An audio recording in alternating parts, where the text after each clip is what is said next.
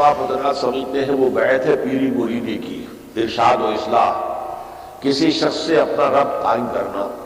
کہ یہ شخص اللہ والا ہے، نیک ہے، متقی ہے اور یہ دین کو سمجھتا بھی ہے، تو میں اپنے آپ کو اس کے ساتھ اٹیچ کر لوں، یہ مجھے رہنمائی کرتا رہے گا، یہ کام ٹھیک ہے میں کر لوں، یہ کام غلط ہے مت کرو وغیرہ وغیرہ، یا میری روحانی جو ہے ترقی کے اندر مجھے کچھ تجویز کرتا رہے گا، میں کیا ذکر کروں، کس طریقے سے کروں وغیرہ۔ یہ بیعت ہے جو ہمارے ہاں اب معروف ہے، بیعت ارشاد اس کو ہم کہتے ہیں، یا بیعت تزکیہ نفس اسے کہتے ہیں۔ اس کے لیے بھی اگرچہ میرے نزدیک اس کے لیے دلائل ہیں، اور بیعت عقبہ اولیٰ جو ہے در حقیقت میرے نزدیک وہ سنت کے ذخیرے میں اس قسم کی بیعت کے لیے ایک دلیل ہے، اساس ہے۔ لیکن جس بیعت کا ہم ذکر کر رہے ہیں وہ بیعت بالکل مختلف ہے۔ وہ بیعت ہے بیعت جماعت، کسی جماعت میں شامل ہونے کے لیے بیعت کرنا کہ آپ جو حکم دیں گے میں مانوں گا، بشرطے کہ شریعت کے خلاف نہ ہو، باقی میری رائے اس کے خلاف بھی ہو تبھی مانوں گا۔ اس کا اصل تعلق اس سے ہے کہ اگر آپ یہ سمجھتے ہیں کہ اللہ کے دین کو غالب کرنے کی جدوجہد کرنا فرض ہے، اور ہے، بدقسمتی سے یہ ہمارے ذہنوں سے نکل گیا ہے لیکن ہے فرض، اگر بندہ مومن جو ہے وہ باطل کے غلبے کے تحت زندگی گزار رہا ہے تو اس کا فرض عین ہے کہ اس باطل کے غلبے کو ختم کر کے اللہ کے دین حق کے غلبے کی جدوجہد کرے۔ اس جدوجہد کے لیے کسی نہ کسی جماعت میں ہونا لازم ہے، جیسے نماز آپ نہیں پڑھ سکتے بغیر وضو کے، ایسے ہی یہ جدوجہد بغیر جماعت کے نہیں ہو سکتی۔ اس جماعت میں شامل ہونے کا ایک طریقہ یہ ہے کہ اللہ کے کسی ایسے بندے سے جس سے آپ متفق ہو کہ اس کا طریقہ کار بھی صحیح ہے، یہ آدمی بھی صحیح ہے، یہ راستہ جانتا بھی ہے، میں اپنے آپ کو اس کے ساتھ اٹیچ کرتا ہوں، میں اس کا ساتھی ہوں، یہ جو کہے گا میں کروں گا۔ یہ بیعت ہے، بیعت اسم و طاعت فی المعروف، جو کہ ایک حزب اللہ بنانے کے لیے، ایک جماعت بنانے کے لیے یہ بیعت ہے۔ اور یہ بیعت جو ہے یہ لازم ہے،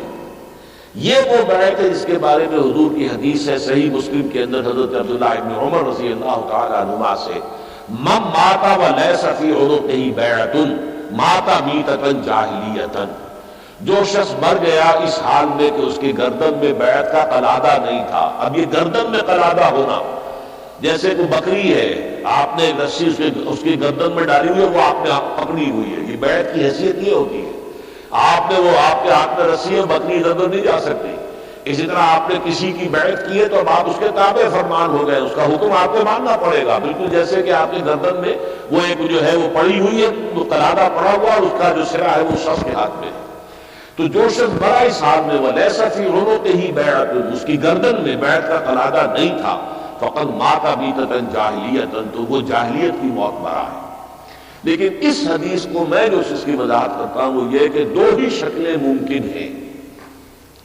یا تو مثلا جیسے ہمارے پڑوسی ملک افغانستان میں کہ ایک ملک ایسا ہے جس میں کہ بیعت کی بنیاد پر نظام حکومت قائم ہے، اب وہ امیر المومنین ہے، ملا عمر صاحب ان کے ہاتھ پر بیعت ہے، یا جیسے کہ حضرت عمر فاروق کے ہاتھ پر بیعت تھی، حضرت ابو بکر کے ہاتھ پر بیعت تھی، حضرت علی حضرت عثمان کے ہاتھ پر بیعت تھی رضی اللہ تعالیٰ عنہ اجمعین۔ یا تو یہ بیعت ہوگی، اچھا فرض کی یہ نظام نہیں ہے، نظام باطل کا ہے، سیکولر نظام ہے، ملحدانہ نظام ہے، کافرانہ نظام ہے، تو وہ اسلام کا نظام کیسے آ جائے گا جب تک کہ جدوجہد نہ ہو؟ جدوجہد کیسے ہوگی جب تک جماعت نہ ہو؟ تو جو جماعت کا امیر ہوگا اس سے بیعت کی جائے گی۔ تو ظاہر بات ہے دو کے سوا تیسری شکل کوئی نہیں، یا تو اسلامی نظام قائم ہے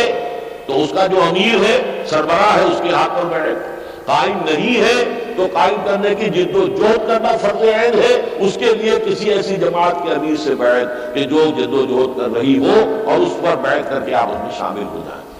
اس کے اعتبار سے میرے نزدیک یہ بیعت جو ہے، جو الفاظ آئے ہیں من مات ولیس فی عنقہ بیعۃ مات میتۃ جاہلیۃ،